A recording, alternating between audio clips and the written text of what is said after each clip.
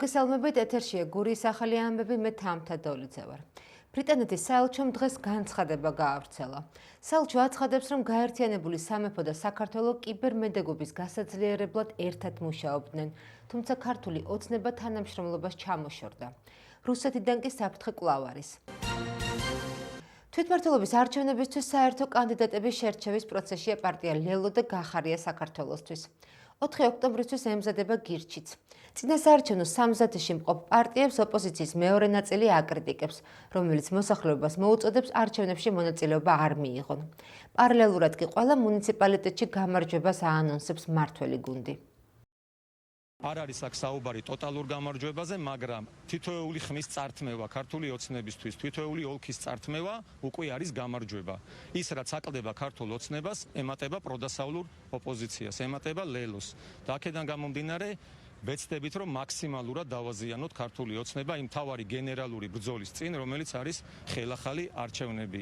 ეს არის ჩვენთვის უპირატესი ამბავი, ჩვენ ყველაფერს ვაკეთებთ იმისთვის, რომ ქვეყანაში ჩაინიშნოს ხელახალი არჩევნები, ვემზადებით ამისთვის და ეს თვითმმართველობის არჩევნები, რომელსაც ჩვენ არ უყურებთ როგორც კლასიკურ არჩევნებს, უნდა გამოვიყენოთ იმისთვის, რომ გავძლიერდეთ თავარი გენერალური ბრძოლის წინ, რომელიც არის ხელახალი არჩევნები. აქტიური კოორდინაცია და თანამშრომლობა გვაქვს ლელოსთან. აქტიურად მიმდინარეობს მოძიება დამოუკიდებელი არაპარტიული კანდიდატების, როგორც მაჟორიტარებად დასაყენებლად, ასევე მერობის კანდიდატების. ჩვენთვის კიდევ ერთხელ ვიტყვი, რომ მნიშვნელოვანია მოვძებნოთ ისეთი ადამიანები, რომლებსაც აქვთ უფრო ფართო მხარდაჭერა და მიუხედავად იმისა, თუ რომელი პარტია მონაწილეობს ოპოზიციურ პარტიას გულისხმობ არჩევნებში, მათ მხარდამჭერებს ექნებათ სურვილი, რომ მოვიდნენ და საკუთარი პოზიცია დააფიქსირონ არჩევნებზე და მხარი დაუჭირონ ამ ტიპის კანდიდატს.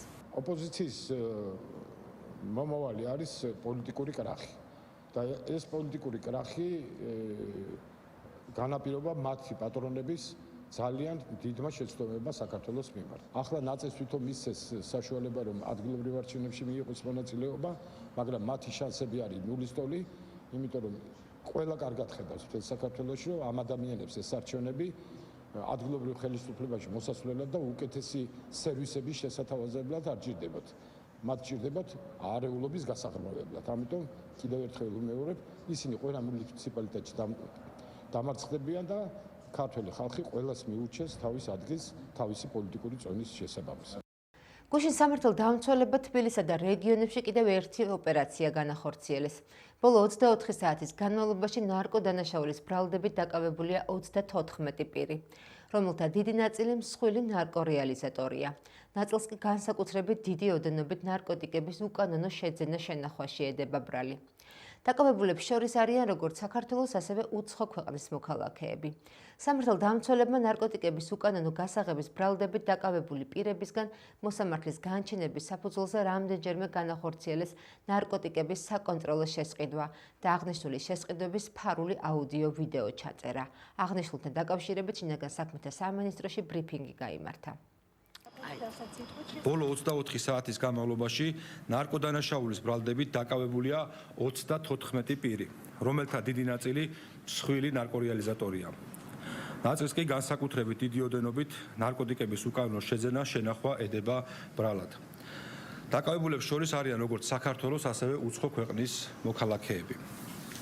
სამართალდამცველებმა ნარკოტიკების უკანონო გასაღების ბრალდებით დაკავებული პირებისგან მოსამართლის განჩინების საფუძველზე რამდენჯერმე განახორციელეს ნარკოტიკების საკონტროლო შესყიდვა და აღნიშნული შესყიდვის ფარული აუდიო ვიდეო ჩაწერა.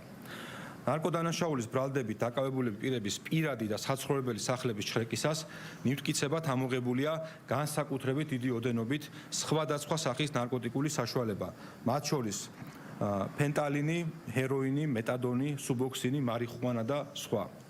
საგამოძიებო მოქმედების შედეგად მივტკიცებად ამოღებულია დაკავებულების მიერ უკანონოდ გაყიდული ნარკოტიკული საშუალებები. ასევე სავარაუდოდ ნარკოტიკების უკანონოდ რეალიზაციის შედეგად მიღებული თანხა და არარეგისტრირებული ცეცხლსასროლი იარაღები და საბრძოლო მასალა. გამოძიებით გინდება, რომ ნარკოდანაშაულისთვის დაკავებული პირები ნარკოტიკების გავრცელებისთვის სხვადასხვა მეთოდს იყენებდნენ. მათ შორის ნარკოტიკული საშუალებების რეალიზაციას ეგრეთ წოდებული ხელიდან ხელში და დადების მეთოდით ახდენდნენ. დანაშაული 20 წლამდიან უვადო თავისუფლების აღკვეთას ითვალისწინებს. ჩოხატაურის მუნიციპალიტეტში ფსიქოსარეაბილიტაციო ცენტრი მეთამაშე განახლდა. ადგილობრივი ხელისუფლების მხარდაჭერით ცენტრში მოეწყო შესაბამისი ინფრასტრუქტურა. თანამედროვე საოფისი ავეჯი დაღიჭრუა პროექტის. შშმ პირთა ცენტრების განვითარების ხელშეწყობა ფარგლებში. ასევე გაფართოვდა ინკლუზიური სარეაბილიტაციო სერვისები და დასაქმდა ადგილობრივები. ახალი ცენტრი 100-მდე ბენეფიციერს მოემსახურება და შშმ პირებისთვის გახდება კიდევ უფრო ხელმისაწვდომი, უსაფრთხო და მეგობრული სივრცე. აღნიშნული პროექტი განხორციელდა ადგილობრივი მუნიციპალიტეტის მხარდაჭერით. აღნიშნული ცენტრის გახსნა ჩვენთვის არ არის მხოლოდ ინფრასტრუქტურული პროექტი, სოციალური პასუხისმგებლობაცაა აღნიშნული ცენტრი და ერთ-ერთი პრიორიტეტია ადგილობრივი ხელისუფლებისთვის. ჩვენი ორგანიზაცია დაარსების დღიდან აქტიურად მხარს უჭერს ფსიქოსარეაბილიტაციო ცენტრ მეთამაშეს. გასულ წელს გადავეცთ მემორანდუმის ფარგლებში ფართი, სადაც მათ დაიწყეს ფუნქციონირება. ეხლა კი მინდა მიულოცო მათ დღევანდელი დღე. დღეს უკვე გაფართოებულ სივრცეში ისინი მოემსახურებიან ბენეფიციარებს. წარმატება მინდა უსურვო და ჩვენ ყოველთვის მათ გვერდში ვიქნებით მხარდასაჭერად. ჩვენი მიზანი ყოველთვის იყო ჩოხატაურის მუნიციპალიტეტში შეგვექმნა საჭიროებების ზემორგებული გარემო შშმპირ ბავშვებისთვის და ეს ჩვენ შევძელით, შევქმნით აუტიზმის პროგრამით დავიწყეთ. ქსევის თერაპია, მეტყველების თერაპიას და აკადემიურ თერაპიას მოიცავს. ახლა უკვე გავფართოვდით და დავამატეთ აბილიტაცია რეაბილიტაციის პროგრამა, რომელიც მოიცავს ფიზიკურ თერაპიას, ასევე სენსორულ თერაპიას. სენსორულ თერაპიაზე ძალიან აქტუალურები ვართ, იმიტომ რომ გურიის მასშტაბით მხოლოდ ჩვენ გვაქვს. ასევე დავამატეთ ადრეულის პროგრამა 3-დან 7 წლამდე, მათი კოგნიტური უნარების განვითარებაზე ზრუნავს ადრეულის პროგრამა და მშობლის, რა თქმა უნდა, სწორად მიდგომებზე. დღეისათვის სულ ეს იყო. მე მომავალ შეხვედრამდე გემშვიდობებით, კარგად ბრძანდებოდეთ.